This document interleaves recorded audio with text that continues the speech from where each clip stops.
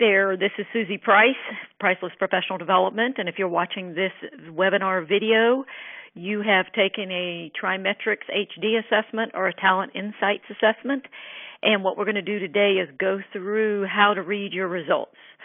So I am at pricelessprofessional.com, and glad you're here, and let's get started. So first, let's do a little bit of, before we dive into the assessments, I want to talk to you a little bit about strengths. And we don't have a chat box here, but what I want you to do is I want you to look at this list of strengths, and I want you to pick two of them that are most like you. People say that you are one of these things often, or you just know that this is one of your strengths. So pause this video right now, pick two, and then we'll be right back. Okay, did you pick your top two out of this list? Well, it's important to know what your strengths are, and that's what the assessments are going to reveal. And if you can list your strengths, if you knew what your top ones are, and you're pretty clear on what those are, and you're using them every day, you're going to be way ahead of the general population, because 3 out of 4 adults can't list their strengths, and they're not using them on the job every day. And so that's a big issue. It relates to engagement and commitment at work and confidence. So most adults can't list their strengths, and they are not using them. And strengths do matter. And here's some statistics from some research done by the Gallup organization. If you just know about your strengths, you'll be 8% more productive. So just having a clearer picture of what your strengths are. And you're going to have that through the review of your assessment results today and moving forward. If you actually know what your strengths are and you use them in your job every day, you're 6 times more likely to be more committed and engaged in your work. So that's why we want to know what your strengths are, and you want to be clear on them, because they will help you do more of them on the job, help you if you're making a career change, figure out how you can make your strengths match the job, do more of your strengths outside of work. If you are using them, you're 6 times more likely to be engaged and committed to your work. And they also report that people who are using their strengths every day have more joy, more happiness. They have a higher quality of life. So there's a lot of good from using your strengths. If you're a leader, leaders who know how to help others use their strengths on the job are 86% more successful than leaders who don't know how to do this. 86%. So it's a big deal for leaders to understand strengths. And so if you're a leader, the first step in understanding other strengths is first get a handle on your strengths. And the cool thing is this assessment framework that we're going to go through can help you start to very quickly see what your own strengths are and start to read others' strengths, even when their strengths are different from your own. And you can kind of help foster that on your team and in your work environment. And those last two numbers, what the Gallup organization did is they interviewed millions of employees, and they did it in 25-person teams across all types of businesses and all over the world. And they took those teams, and then they measured those teams' productivity and customer service scores. And for the teams that were able to say, I get to use my strengths on the job every day, they had 44% higher customer service scores and 38% higher productivity.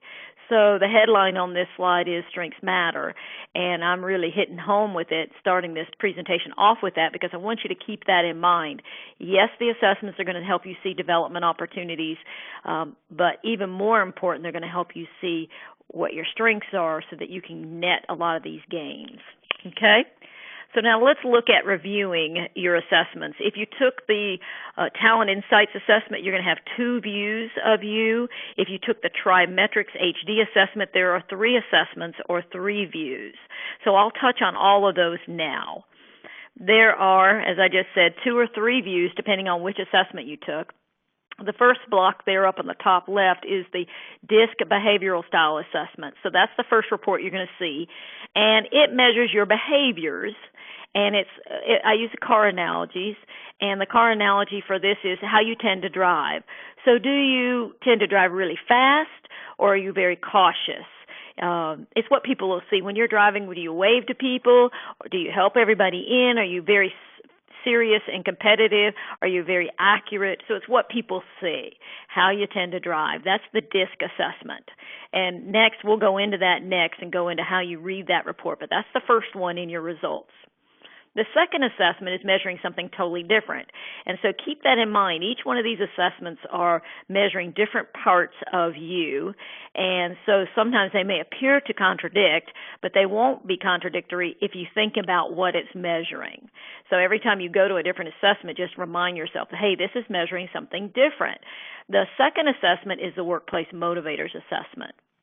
Sticking with our car analogy, other people can't see this, but it is an assessment of what fills your tank, what gives you energy, what gets you motivated, what makes you want to take action. So the second assessment is the Workplace Motivators assessment, and it's what fills your tank, gives you energy. And so we'll be looking at that so you can understand those results. And the third assessment, as I mentioned earlier, is only in the Trimetrics HD assessment, but it's measuring things people really can't see. It's under the hood, sticking with our car analogy. It's called the Acumen assessment, and it's a snapshot of how you're thinking and feeling and how you're making decisions, and it rolls out into competencies. So a quick review. DISC is the first assessment. It's what people see. Motivators is what gives you energy, what fills your tank. And then the Acumen, under the hood, people can't see it, but it's measuring how you're thinking and making decisions. Okay? So let's go into the DISC assessment. It is about your style. It's visible. It's easy to read. Most people relate to this very quickly when they see their results. It's a very popular assessment. It is, however, just one view of a person. It's what you see, but it doesn't tell you about background and experience. It doesn't tell you about what drives them and gives them energy. It doesn't tell you about how they're thinking and making decisions. It's just exterior, surface, personality. It is very popular. It's been around since 1920. A gentleman started this his name is William Marston, and he actually was the creator of the polygraph. And so he was in the science of reading people and reading reactions. And so over the years, it's been refined and tested, and like all three assessments, these assessments are EEOC and OFCCP compliant, so they really are focused on being accurate and reliable and meeting the guidelines. But it is just one part of an individual. So let's go look at what the DISC assessment is about. If you notice, it's called the DISC assessment. That's because there's 4 letters, 4 styles that we're measuring. And you can see the 4 styles listed there, some short descriptions. We've got the dominant style. So that's someone who's assertive and bold. So when they're, quote-unquote, driving, they're very assertive and fast. So everything they do in meetings and interactions is assertive and bold.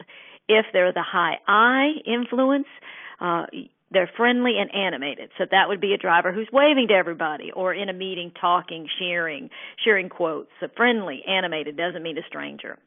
The high steadiness, that style is very warm, easygoing. Amiable is another word we always say about the high steadiness. And then the last letter, the C, compliance, is a summary there. You can kind of read the descriptions, but it's someone who is very thoughtful and accurate. So to kind of give you an idea of each style in a situation, if we had a challenge and we had a 4-person team and we had one person of each style on the team, and we had 4 cars and 8 laps at Atlanta Motorsports Park, which is a 2-mile road course near where I am, and the challenge was the winning team gets $1,000. This is how each style might tend to react when they're issued this challenge and they have some time to get the team pulled together. The high D tendency will be to make snap decisions, tell everybody what to do, and will be moving really fast. The high I tendency will be to laugh and cheer, share a positive affirmation, and run toward the car. And the high I will be following the D because the D is going to be running toward the car too. The high steadiness tendency will offer to help everybody with their race suits and their helmets and be easygoing and just be very amiable. There's that word again, team player. The high C, the compliance tendency, is going to really want everybody to slow down and is going to pull out his laptop to create a plan and some calculations before they actually take action. So as you can see, each tendency helps a team perform, and each tendency is very different with some similarities there.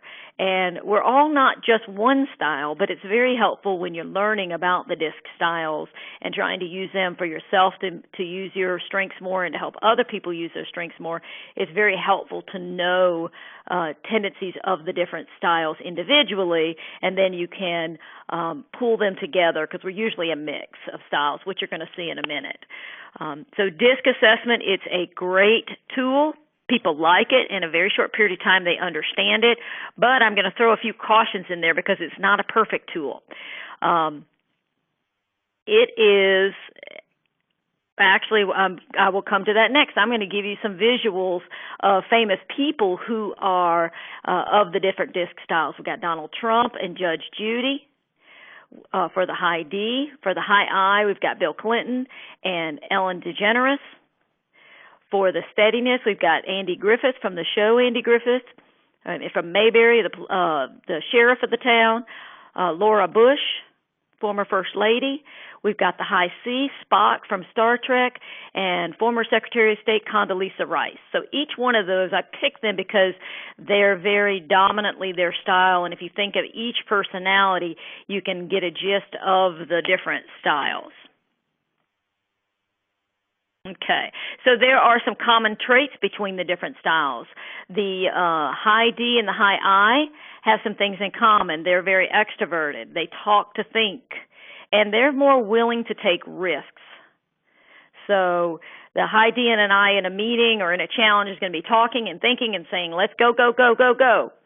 Okay, and then on the other side of the group here are the high S's and C's, and what they have in common is they can tend to be more introverted, which just means they're going to think before they talk. So they're not talking in a meeting, they're thinking, and sometimes they're thinking, if the D and I would be quiet, I could think, and then I would share. And the high S and C are more cautious because they're focused on getting things right, as that's more of a driver for them. What the C and the D have in common are tasks. They would think and take action on tasks first. The I and the S, some of their action is going to be around the people first.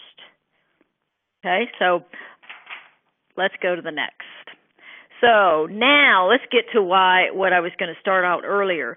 The DISC styles are awesome, and you're going to like using your assessment results, and they're really going to help you in communication, but they're not perfect. And I wanted to go through this, your DISC assessments are not an indication of success or failure in any job. It's not enough information. There's not one style of leader. There's not one style of a salesperson. There's not one style of anything that's going to, just based on the DISC assessment, tell you that someone's going to be successful or fail in a job. So because it's so easy to read, sometimes people try to attribute it to making those kind of decisions. It can be the piece of puzzle. Some jobs require more risk and being more extroverted than other jobs, and that is a piece of the puzzle, but it's probably 10 to 20% of the piece of the puzzle. All these other parts, background and experience, how someone's thinking and making decisions, their motivators are more important than the DISC style. The DISC assessment doesn't tell you how someone is thinking and how they're making decisions and what their competencies are in areas. So sometimes people will not be a match to the style for the job, but they have the competency, the motivators, and the background to do the job. And in that case, what they would do is they would just adapt their style when needed to have it work well in the job, because we can adapt our style with awareness. The DISC assessment is not an indication of mental health. It's not a psych test. People tend to call it that. It can tell you a little bit about if you're feeling stressful or not, and I'll show you where that is in this. But it is not an indication of mental health. It isn't an indication of what's going on in someone's heart or what they care about or what they value. It's not a perfect tool for interviewing, as I kind of alluded to earlier, as I'm going around each of these pictures here. Those people sitting there looking like they're waiting to go on an interview. It can be a piece of that puzzle. And it's not a perfect tool. People tend to say, well, most of this is right, but I don't agree with these things. And that is pretty standard. Usually I get 85%.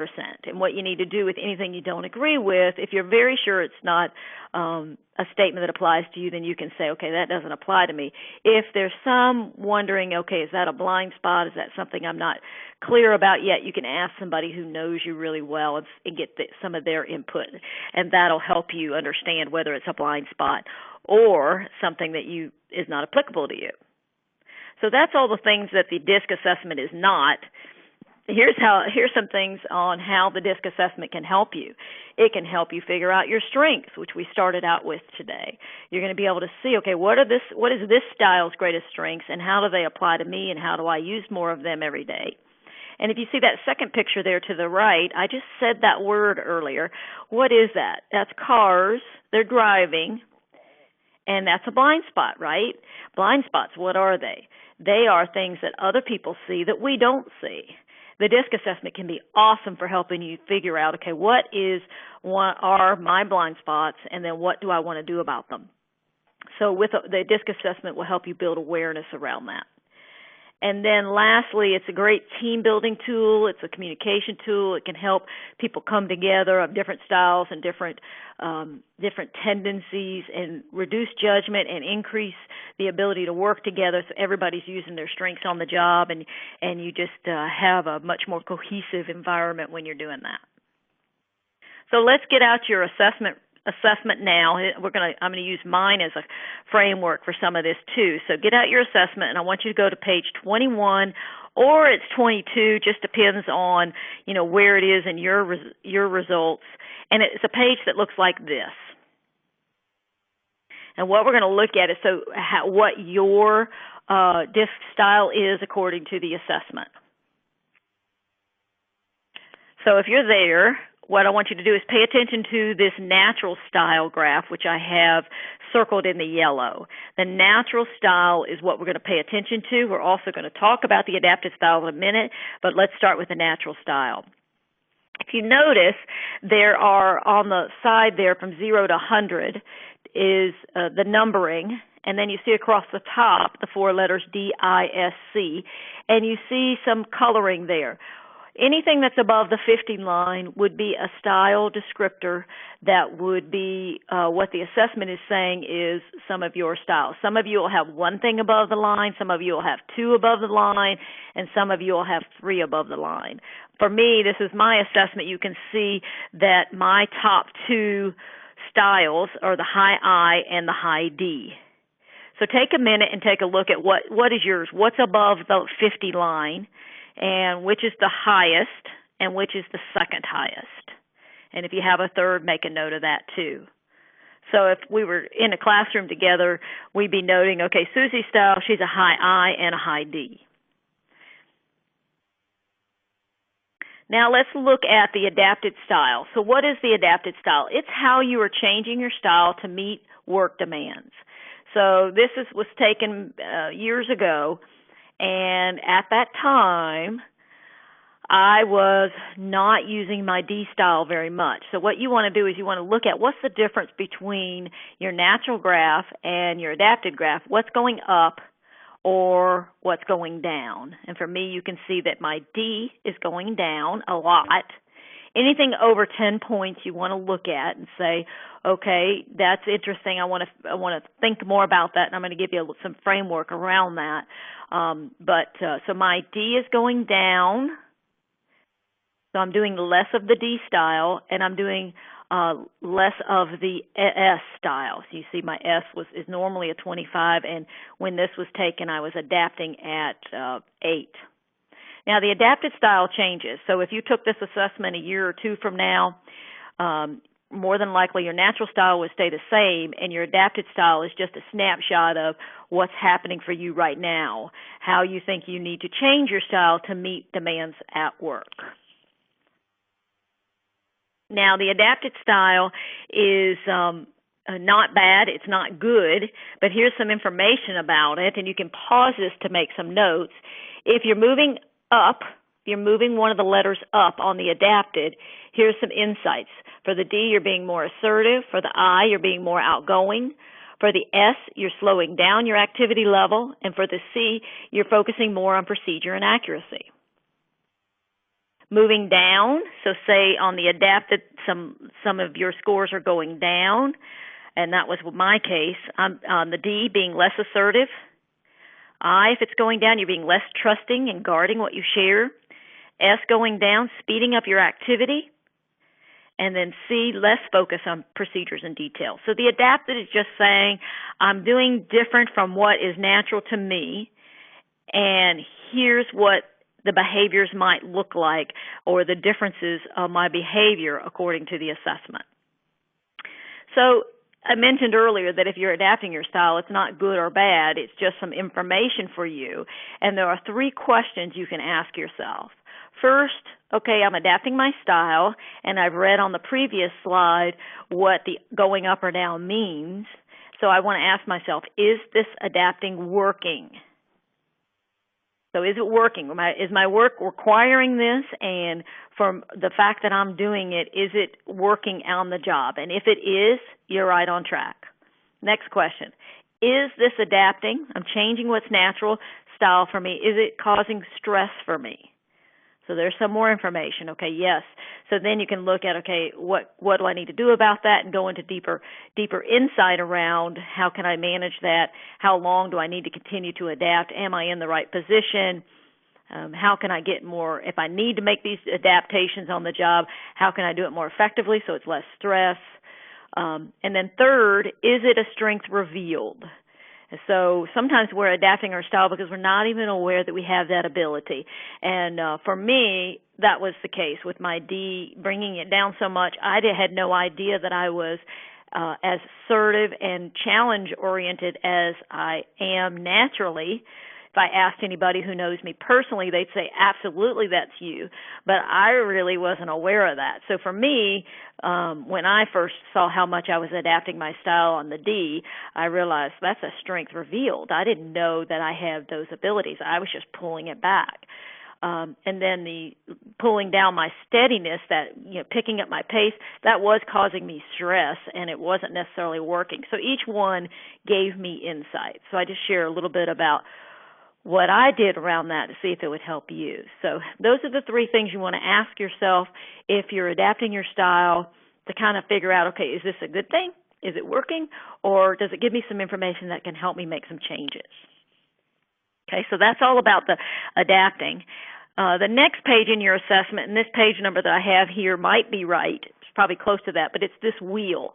And you'll notice on the wheel there are the 4 styles. It's just another visual of that graph we were just looking at, the natural and adapted, and it's another way to see the styles combined. So you see the D, I, S, and C on the wheel, and you see that most of us are not just one style above the line. We're several, or we might even have 3. And so go to your circle and look for where your natural style is, and then look where your adapted style is, and it's just another visual to say how far apart are they, how much am I adapting. Another thing to note on your natural and adapted, the further out you are on the wheel, wherever you're placed, the stronger the tendency is. So anybody who learns this language around the disc can immediately guess, even if they don't see my assessment, she's a high D and she's a high I, if they spend any time with me at all. So any of us who are on the outer edge are very readable, and it can sometimes be challenging, just depends on the individual and the situation, for us to adapt our style or to be less of our style when needed, because it's such a strong tendency. If your circle or your star is closer inside the wheel, say at that number 58 or 47, kind of in the interior of the circle, you can see how it's a less readable style, and it does let us see that sometimes that person has an easier ability to adapt their style to others in the on the team, or to what the job requires. It's not good or bad, either one. It's just information to let you know about your strengths and potential blind spots. You'll also notice around the wheel, I didn't touch on that, but you see the D, they've got some different languaging for describing each style. The D is the conductor, the I is the promoter, S is supporter, the C the analyzer. And then what they've done is given some language for the combination. So the C and the D is the implementer. The D and the I is the persuader, so it's a combination of each of the tendencies. So just another graph, another way to kind of grasp, okay, what are my strengths? Okay, so those are the main tools that you'll want to check so that you can say, okay, what's my style? How do I like to communicate? How do I tend to drive? Gives you insight on strengths on the job and potential blind spots. Now, this is a cool page. You might not like it when you read it the first time, but go into your assessment and go to page 9. This is the perceptions page. And what they've done with this is they've just taken whatever your highest is, and they've given verbiage, self-perception, others' perception, and moderate, and others' perception extreme. And what they're saying is they didn't follow you around. They're just saying that this style perceives themselves in this way. And so if you look at mine, it's the high I. So I perceive myself, oh, I'm charming, I'm inspiring, and others can perceive me that way too. I hope. I want to be. And you have something there too that's related to either the D, the I, the S, or the C. It picked one of those, whatever the strongest tendency was.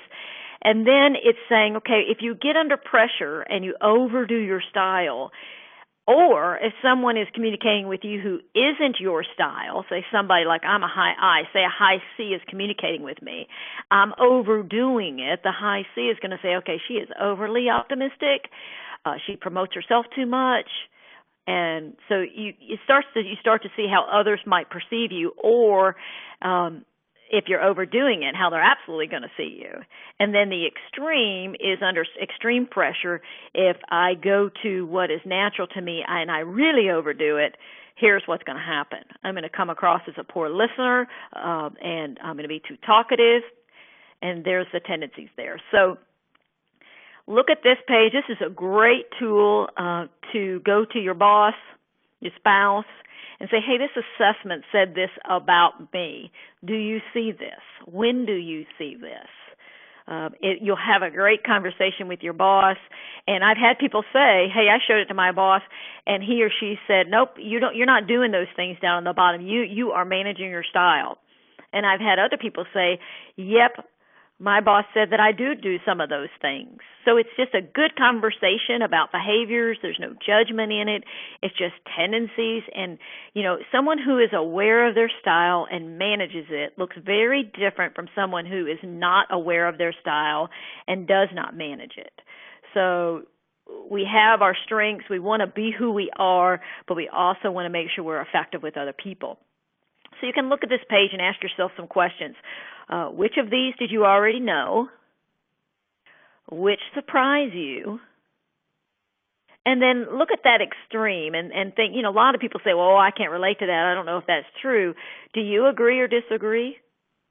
And then if you're really brave, and it doesn't take that much bravery, but I would encourage you to go to a boss or a manager or someone who knows you well and get their feedback about this. Do you agree or disagree? It will really help you use this tool to manage your strengths. Okay? So that's the perceptions page. A lot of goodness on there, on that page. And now what we're going to do is I'm going to show you some coaching tools that are going to be available to you for taking this assessment. And I'm going to just review a few tools that are in there with the DISC assessment. You actually access that page to get to this video. So you've seen it. It looks like there's a little snapshot there. The access code is pricelessprofessional.com/myassessment, and the password is wakeupager, all one word, lowercase. You've got the overview video that you're watching now. You clicked on that link. We've got a development planner there, which I'll show you before we end today. Online university tutorials that you can access. There's more videos, memory jogger cards, articles, and some recommended reading. So we'll be going back to this, but I wanted to point out to you the DISC assessment tools. There's some resources there. If you click on the different links there, there's a DISC cheat sheet memory jogger card, hard to say. On that is gives you descriptors for each style, and it gives you some tips for communicating with each style. I do these in the workshops, and I do it in coaching, but you can use it and start using the DISC assessment to start understanding colleagues, peers, team members. There's some a DISC overview video. There's a bunch of articles and tips. The third bullet there's some real funny DISC humor that talks about what each style will do on the golf course, or when they're reading the newspaper, or when they're hanging wallpaper, and just all of that stuff. It's fun, and it helps you cement into your learning what the different style tendencies are, and it's good to do it in a humorous way. There's another video on there for that fourth bullet for solving communication problems. I have a little 5-step process that I teach. And there's online university tutorials. I'll go into more description on how to use those, but for each of the style tendencies, you will see they won't be listed as dominants, but they'll be listed as other descriptors that can be found in your assessment. And I think in the tutorials it starts with the word behavior, and you can see different descriptors. So say your job requires more urgency, and you didn't necessarily match urgency if you had a benchmark, you could go read about urgency and understand, okay, that's what I need to be doing to adapt my style. And there's also, lastly, a self-debriefing guide. So you can go in. I've just given you a few tips on how to read and use your DISC assessment. But there's a debriefing guide there that goes through every page, and it asks you questions, and you can take notes. You could do that on your own. You could do that with a mentor, your boss, a coach. But that's there, and it covers both DISC and motivators. Okay, so those are online tools that are available to you at pricelessprofessional.com/myassessment, and the password to access it is wakeupager. Okay, so let's go to the second assessment, the Workplace Motivators Assessment. Now remember, each assessment is measuring something different. DISC is easy to catch because you can see it and you'll notice it. And now that you kind of have a beginning of it, you'll notice it even more now. Motivators is a little more subtle. It's more of a feeling. It's because it's not visible to other people. Once you know what your motivators are, it is very obvious. But when you're first hearing it and reading in the assessment, it's not as obvious. So it's measuring what gives you energy, what fills your gas tank. And as we get started today, here's a little exercise I like to do in workshops. And so I want you to pause this video in a moment and write down your answers to these questions. And then we'll go through the explanation of the motivators, the different motivators, and then I'm going to have you reference your answers and do a little exercise around it, okay? So here's what you're going to fill in the blank. I am a, what's your job title? And because I. So, for example, I am a professional facilitator and consultant because I love to teach and learn and share knowledge. You would want to answer that. I work at, put your company name there, Priceless Professional Development, because I love being independent, I love sharing, I love creating, I love interacting. Just put down your because. And while working at Priceless Professional Development, I want to gain knowledge, income, success, growth, and expansion. So those are mine. What are yours? Pause this video, complete these, just scribble them down somewhere so you can look back at them here in about 5, maybe 10 minutes. We're going to come back and look at those answers, and it might be interesting to see how you answered those. Okay? So the big why. Okay, we're back now after you've answered these questions on your own, and we're going to go through your report, and we're going to look for your top 2 motivators, and I'm going to have you turn to page 36 in your assessment. And the page looks like this. It's another graph, and it may look a little different than this, but there'll be a graph there. Pull that up, and what you'll notice on the bottom there are abbreviations for 6 different motivators, and I'm going to tell you what each one of those abbreviations stand for in a minute. And you'll notice numbers there: 1st, 2nd, 3rd, 4th, 5th, 6th. What I want you to do is I want you to look at your 1st and 2nd. Those are your top motivators. So your top 2 are the things that fill up your gas tank the most and give you the most energy. My third is situational. So it's the third one, and it's right above the mean. So it does have some impact on my having energy and motivation, and it does drive my behaviors. What I want you to do is look at those for yourself and make a note. What's your first, second, and third? And if you have anything else above the mean, that might have some play in there too. And the mean is just that black bar there, and that's the mean of population scores. There's a national mean there that gets updated every year. This is an older graph, but it gets updated often. Okay, so hold on to that, and let's go into the top motivators. There are 6 of them, and you saw the abbreviations on that slide, but we feel like a winner. That's Kevin Harvick, who just won the NASCAR Sprint Cup Series in 2014. You feel like a winner when you're using your motivators, and you see him feeling like a winner on top of his car. And so there's 6 of them.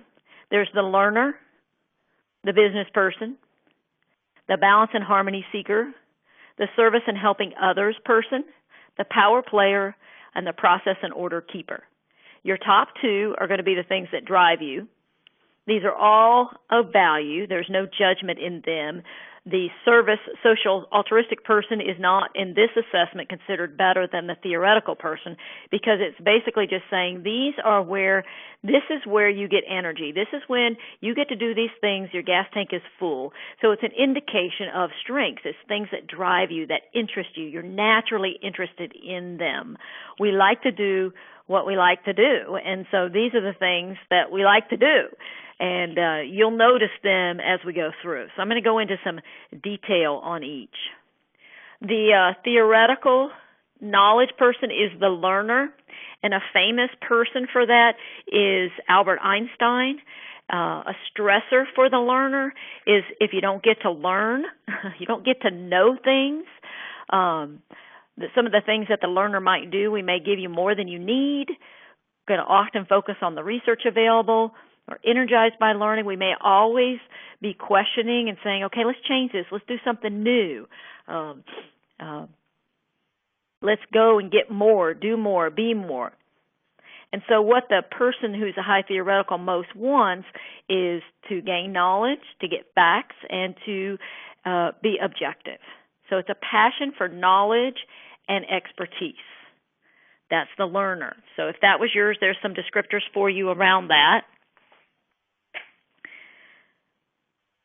So blind spots for the learner might be sometimes they can put knowledge above practical matters.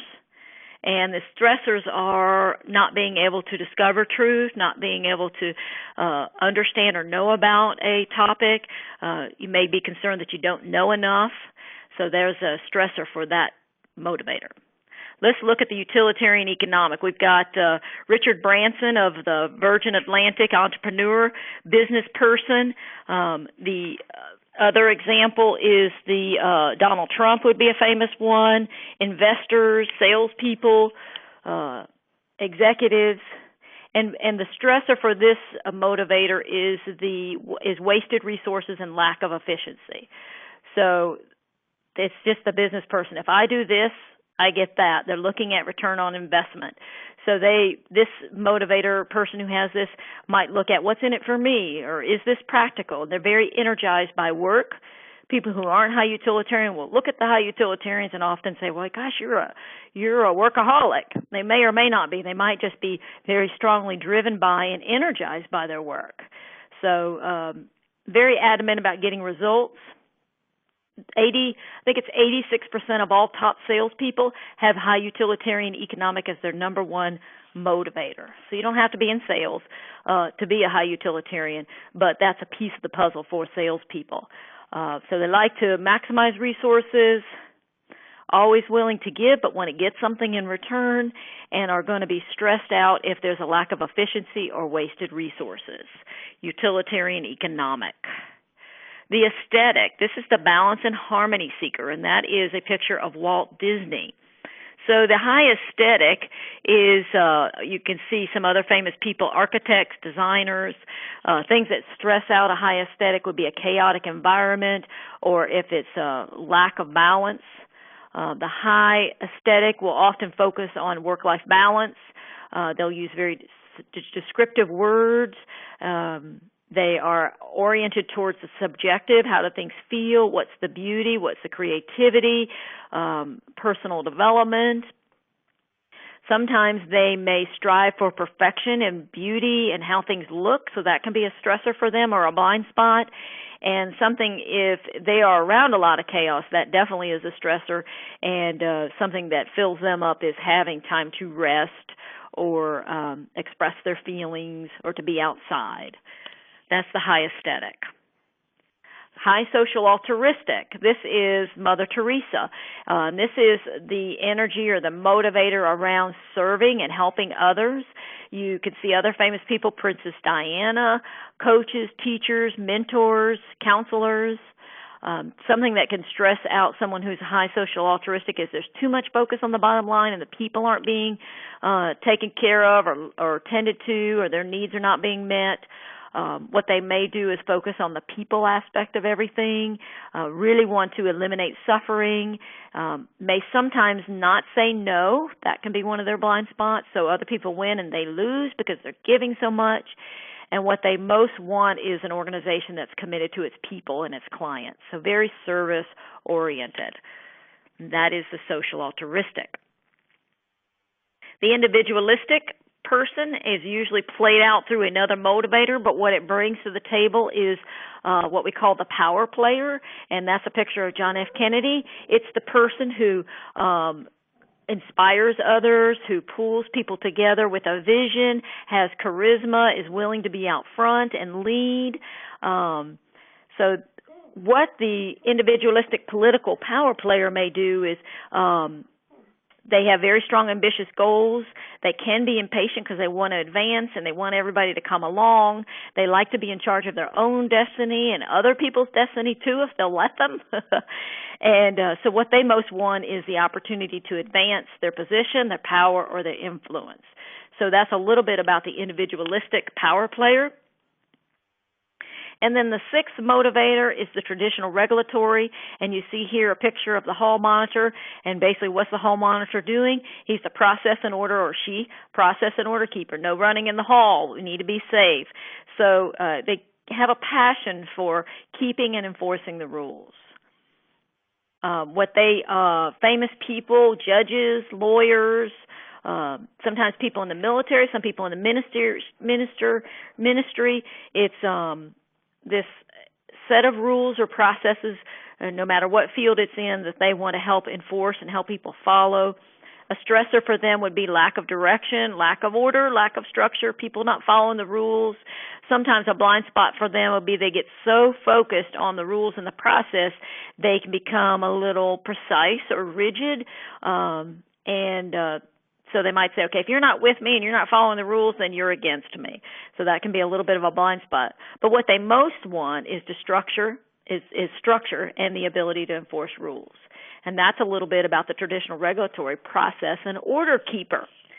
So boy, that was really quick that I went through all that. But that is the 6 motivators. And there's a second graph in your results on page 33. If you will go there, you'll see now that there are 6 motivators on the left-hand side, and up at the top it's a norms and comparisons table. So pause this if you're still getting to that page, but I'm going to explain it to you in a minute. Okay, so let's look at it. If you look at the blue little thing that looks like a little bit of a pill or the beat box, that is what 68% of the population scored in that area. The blue line in the middle is the population mean, and then the star is your score. So if you see my little 3 red arrows there, the theoretical is my number 1, and I scored passionate, so I am above population mean. So take a look at your assessment, look and see where are you, where's your number 1, and if it's above population mean, like in my case, that means that's a really strong driver for me. So it's very important for me to understand that motivator and to find ways to get it. It can also mean that sometimes I can be out of step with the rest of the population, which isn't necessarily a bad thing, but it was really a good awareness when I realized that. So for me, it's okay, people aren't as concerned about knowledge and learning as I am. So I'm not wrong and they're not wrong. This is just what I need. And so you may see that in different areas. You'll see passionate. You might see extreme, which means it's really high above population mean. And it's not good or bad. It's for awareness.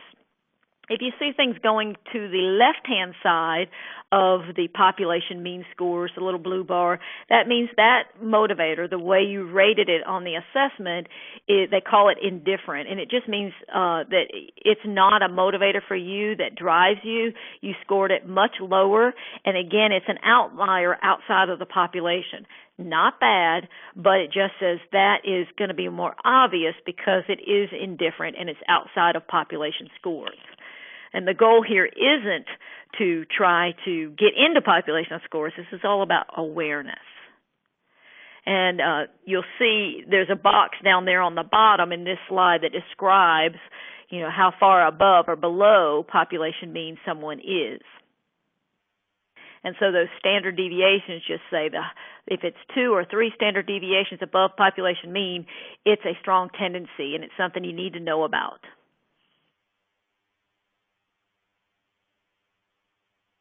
So as you go back to your questions, these questions that you answered, think about what your top 2 results were out of the motivator assessment, mine, theoretical, and utilitarian.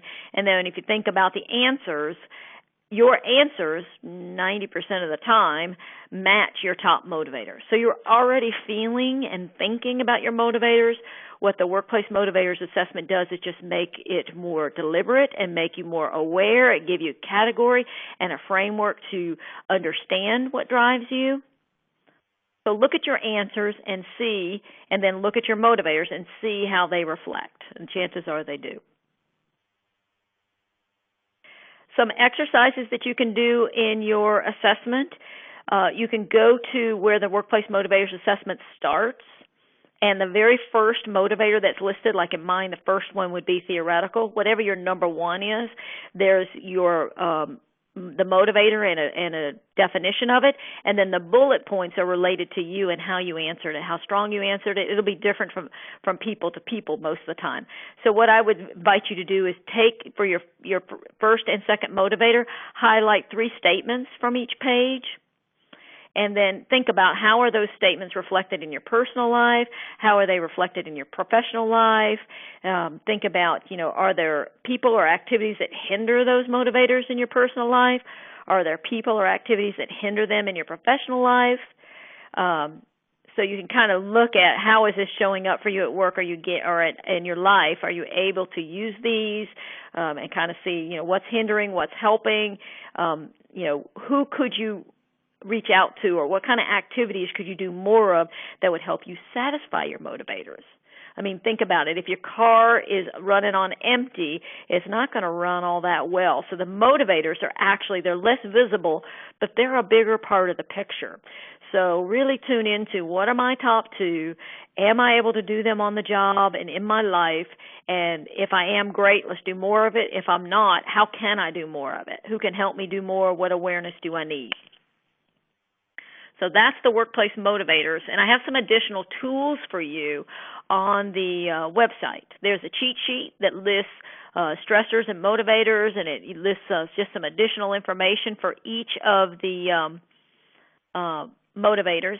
There's a guidebook. It's a 13-page book that kind of just talks about each of the motivators and gives different snapshots of different tendencies, and it's a way to kind of become more familiar with the motivators. There's an overview video.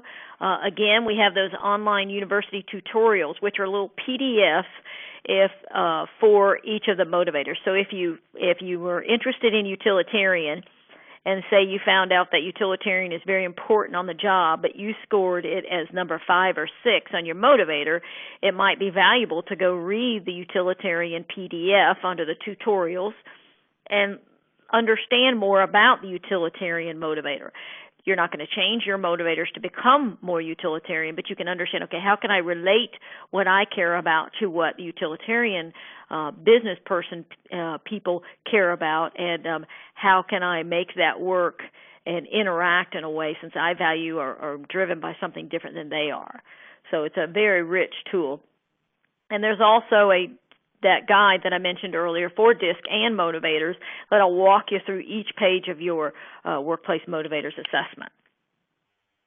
Okay, so that is the motivators. We're coming down to close to the end. If you look in your assessment on page 38, you get a combination of the DISC and workplace motivators. So it's showing you strengths, conflicts, ideal environment, motivating and managing. And so now what they're saying is, okay, let's take your top motivators and let's take your top styles, and here's a master list of your strengths, because your motivators drive your behaviors, and so you'll notice that as you read the statements. So you'll see that on page 38. And what you can do is, here's some examples. This is one. This is, I think it's probably 39, page 39 or 40, and it starts out with strengths. So you can look at that page and check the top 3 items on there that are most important to you or resonate most with you, and think about, why they're important to you and how you can or want to use them on the job. Often when I'm doing a triad debrief between an employee and a manager, we talk about these so that the manager is aware of this person's top strengths and interests, and there can be some discussion about using these strengths on the job. And you can do that for each page: the strengths, the conflict, the ideal environment, the managing, and the motivating, as part of a discussion or ongoing dialogue with your manager, with your coach, to think about, okay, how can I use my strengths on the job more, and to get into the discussion about strengths and blind spots. Okay. Now, if you took the Trimetrics HD assessment, there is the third assessment there. That's the Acumen, and that is under the hood thinking and feeling. And so you'll have some tools that you can use to kind of understand that, but that really is an assessment that requires a one-on-one debrief. So if you and I are having a debrief, we'll meet together to talk through this part of the assessment and, of course, answer any questions you have about your DISC and motivators. But it's basically a snapshot of how you're thinking and feeling. It's absolutely not visible by others, and it's based upon a science by a professor who's long passed on now, Dr. Robert Hartman, and basically he was a professor, a mathematician, and a philosopher, and he discovered this science called axiology that measures how we think and make decisions. And it's interesting because it's mathematically based.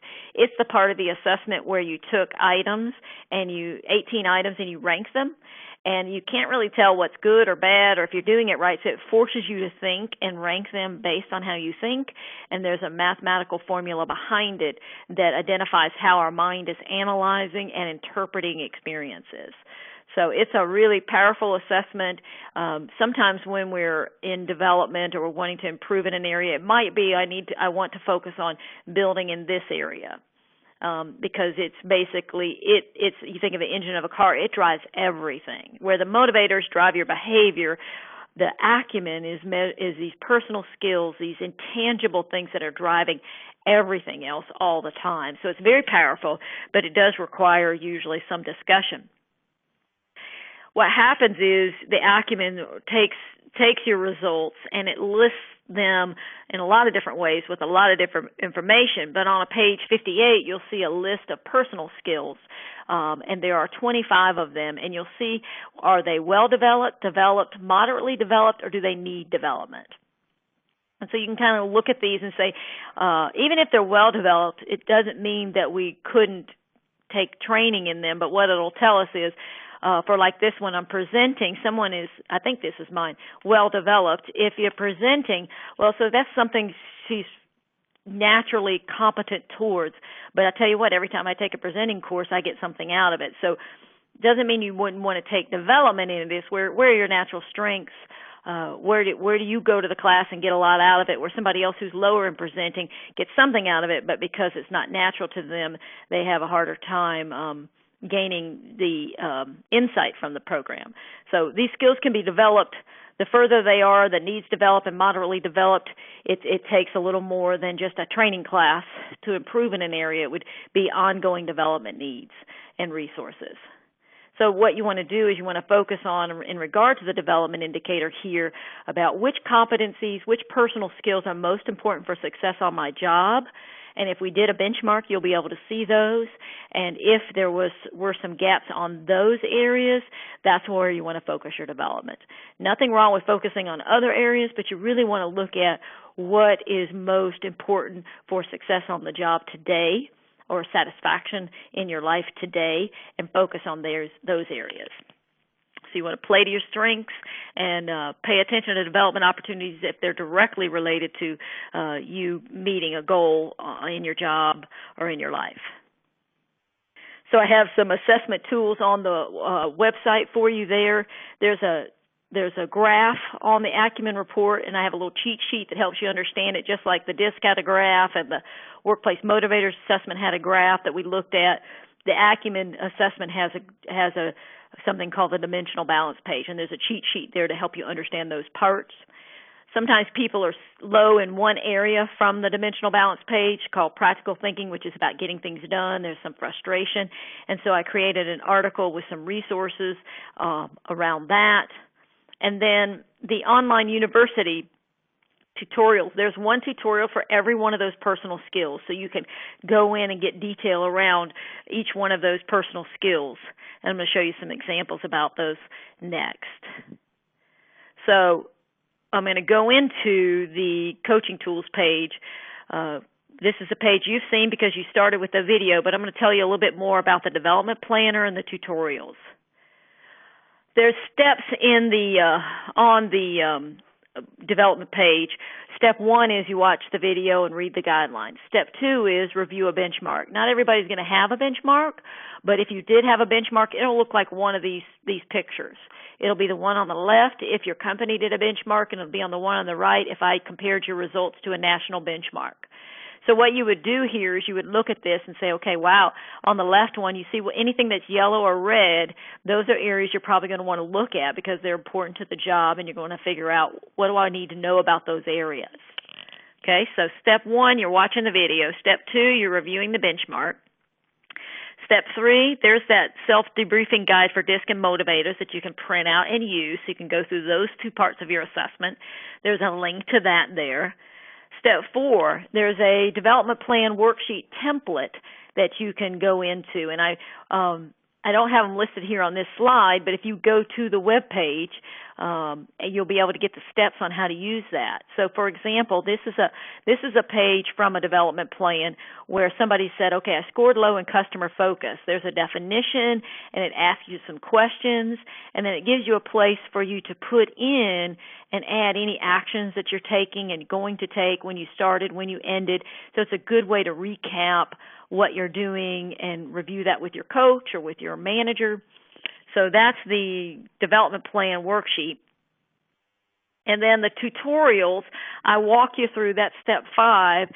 You'll see in each tutorial there's a video and a PDF. So, for example, for customer focus, I took a screenshot of that page, and you'll see there's a video and, like I said, PDF. Download the PDF. I like the PDF a little better than the videos. It's a little richer, and you can read through it because in the PDF, not only is there a definition and a deeper understanding of that competency, but there are exercises that you can do. And you can, make note of those on your development plan, and you can actually work on those exercises with your boss, with your coach, with a mentor, with a accountability partner. And so you access all of this, again, at pricelessprofessional.com/myassessment, password wakeupager. So those are kind of the 5 steps. And in addition, there are articles and some of the other things that I talked about for each one of the assessments. So we're going to close. What we've covered today is 3 different tools that are in your assessment. If you took the Talent Insights, you've got the 2 tools. If you took the Trimetrics HD, you've got 3 tools. They are DISC, behavioral style assessment, how you tend to drive, workplace motivators assessment, what fills your tank, and the Acumen assessment, which is under the hood, how are you thinking and feeling. So we reviewed those, and you kind of have some idea of some of the assessment tools available. And then we talked about the assessment tools. And so you want to review the benchmark if you have it. These will be your next steps. Create a development plan worksheet. Use the online university tutorials for exercises. And then access the additional tools there.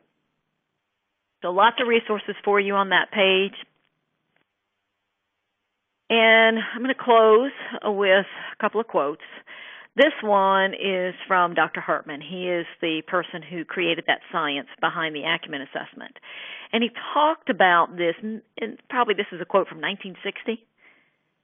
Are they going to be happy? Are they going to be productive? Will they want to stay? Will they own their own job? Will they contribute their talent generously? And his point was we need to know these things about the people we're working with. And we also need to know it about ourselves. Can I be happy here? Can I be productive? Will I stay? Am I going to own my job? Will I contribute my talent generously? And a lot of that is around awareness of our strengths, our overuse of our blind spots. The more you as a leader understand your own in this area, the better you're going to be able to help other people, and the better you're going to be able to answer these questions for yourself and for others when you're doing hiring, when you're coaching and mentoring, because that's at the end of the day, if we can be happy in our job, we're going to be productive. And if we're productive, we're going to stay. And if we stay, we're probably going to own our job because we'll have the experience and the confidence. And when we own our job, we contribute generously, and that's the goal. I mean, what a fulfilled life it can be to be able to say that every day, all the hours we spend at work, to say that about ourselves and our job. So understanding, using these tools to understand your strengths and understand how they match up to the job and how you can develop certain areas is so, so powerful. So it's really smart to know others. But if you can know yourself, boy, that's real wisdom. And I'm telling you, that is an ongoing process. I mean, I learned about these assessments 10 years ago, and I'm still getting insights and another layer of knowledge around each area for myself. And I'm lucky enough to be able to work on this with people all day on a regular basis. And so I'm always learning about the power and the nuance of how do we master ourselves. And that truly is where the power is. If we can understand who we are and how we feel, how we add value, then we can more understand others and how they add value. And there's true power in that confidence and in that presence, being able to be present with people. I hope that reviewing this material with you today and this video is helpful to you. If we get to talk in person, I look forward to it, and I can't wait to meet you and talk about your goals and talk about what the assessment says or doesn't say, and try to help you find ways to use it. So thank you for tuning in. Don't forget to go to the website, pricelessprofessional.com/my assessment, password wakeupager. All the best to you. Much success. Take care.